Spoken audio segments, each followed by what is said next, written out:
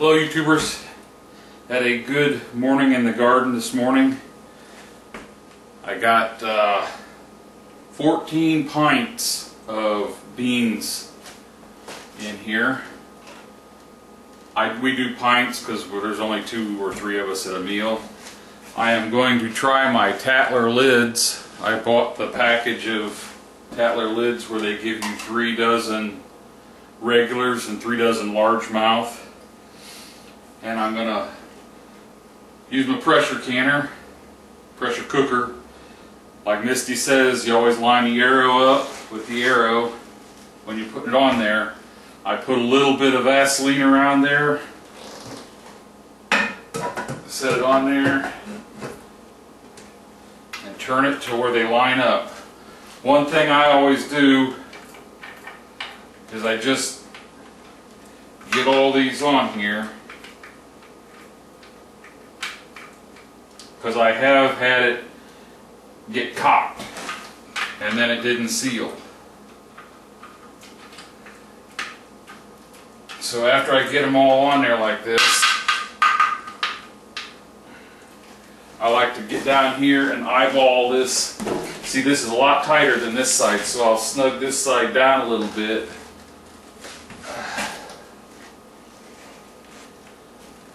Try to get that gap the same all the way around as I'm tightening it. Once it's even, then I just snug them all up. Keep an eye on it.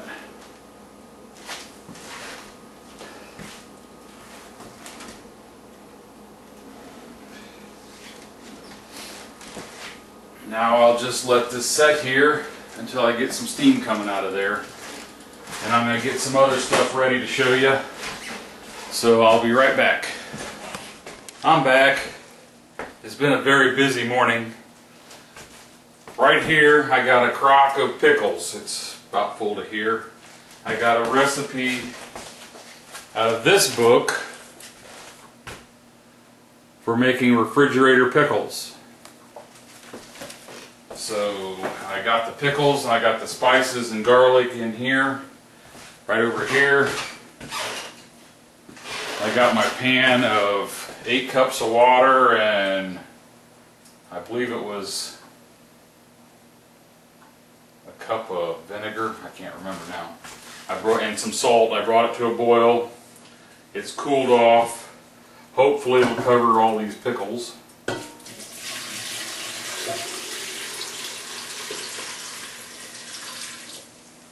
Close. Let's see if I can get them covered up.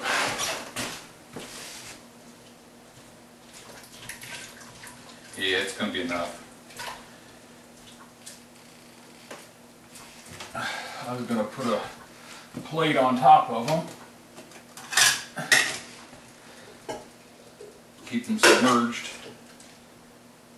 I'll fill a jar with water and set on top of that to keep them pushed down. I'm going to put them in the fridge. This is my first time making these, so I don't know how they're going to turn out. But I'll get them out in the refrigerator. Uh-oh, I see my pan's getting hot. I'm also going to make one of my favorite zucchini recipes. This is a cast iron chicken fryer skillet that belonged to my wife's grandmother. Then it went to her aunt. And her aunt got a new stove, one of the glass top ones, and can't use one of these cast iron skillets. You're not supposed to use them on it. So she gave it to us, so we got lucky and got a really nice cast iron fryer. This hasn't started steaming yet. I got a recipe out of this canning book. In there it's got a recipe for spiced tomatoes. They have Italian spice, Mexican spice, and Cajun spice. Well, I'm going to use my Cajun spice that I made a couple years ago.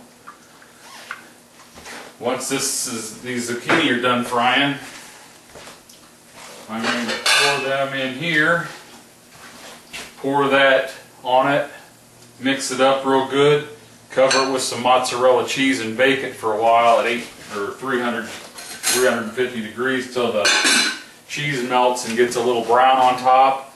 Man, that's good stuff. That's going to be our lunch. It is now 12:30.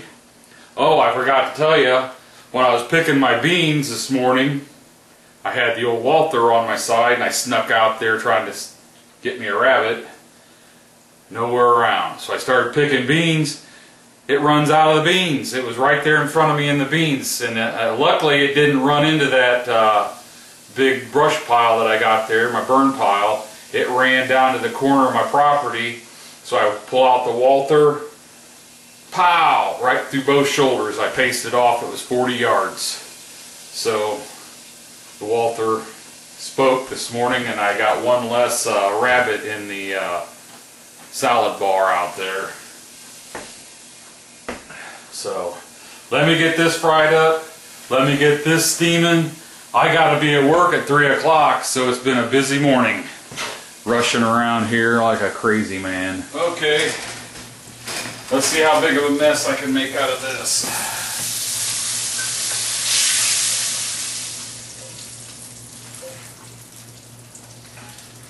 It looks like I could have cooked a little bit more zucchini.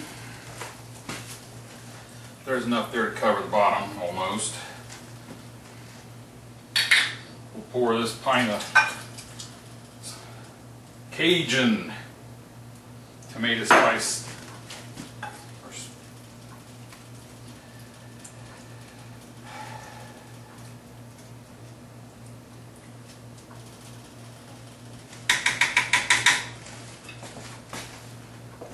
Cover that with some mozzarella.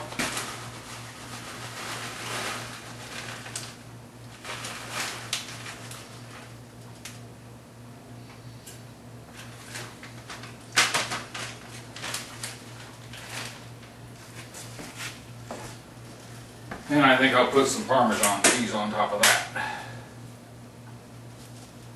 I've never used Parmesan, I'll give it a shot.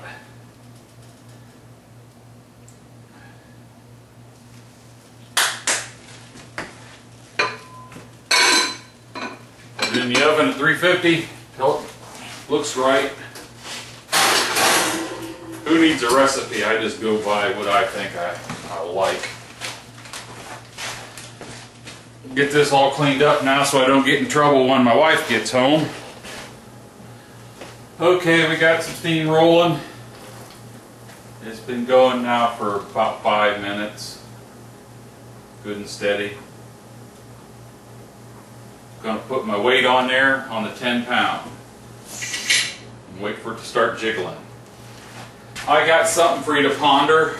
That's what I call it. The guys at work would say, uh-oh, now you got Steve started again. And my wife would just roll her eyes. But whoever invented the non-stick skillet or pan must not have known how to season cast iron because it is so easy to clean. Either that, or they realize that they can't keep selling skillets and making money and getting rich off of us if they make a skillet that lasts forever. So try cast iron if you don't have it. They don't tell you that those little flakes that come off of those non-stick jobs. Ah, my zucchini's done. The little flakes that come off of that are not good for you. And they don't tell you that once you buy their non-stick skillet, you can no longer use your steel spatula. You got to go to these junk things that won't get under an egg. So buy something that'll last forever. Pass it down to your daughter, your niece, your granddaughter, or me. Because that's all I use. I've got that one. I got my big griddle. You saw me make my Reuben. Right down here I've got all my other cast iron. And I got a big cupboard downstairs full of cast iron. That's all I use. take it camping. It's heavy. That was their selling point. Buy my light little piece of crap. Get rid of your cast iron. I wonder how much cast iron has been buried in a landfill just because people were deceived. Okay, my rant's off. I'm gonna fix my lunch. And I'll get back to you when I take the beans out of the can. Excuse me, the canner. Okay, I didn't think it'd be fair not to show you the zucchini casserole, I guess you call it. I just had a thought.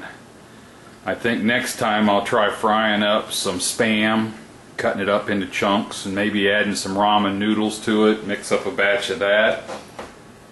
Just experiment. I think that would be pretty good to have some ramen noodles in there, maybe some chunks of Spam for meat. I'm gonna get to eating.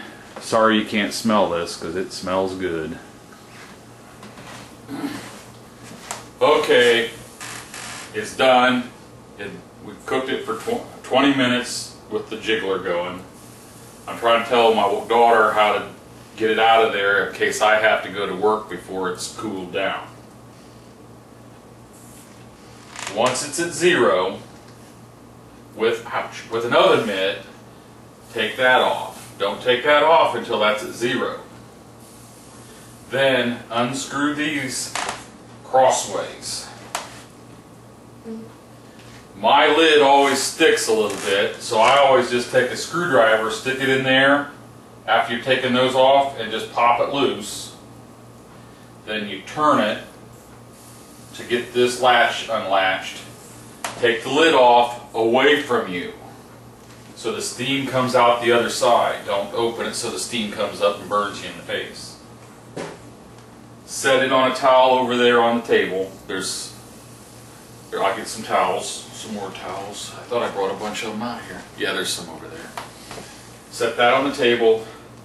Use this to grab the jar. Let it set for about 10 minutes after you take the lid off, to let everything cool down a little bit. Take this, get the jar, keep them level, which is kind of hard with this. You kind of have to go, oops, come off the side. That's the pressure. You have to tip them a little bit with this. Is there water in it? There's a little water in the bottom.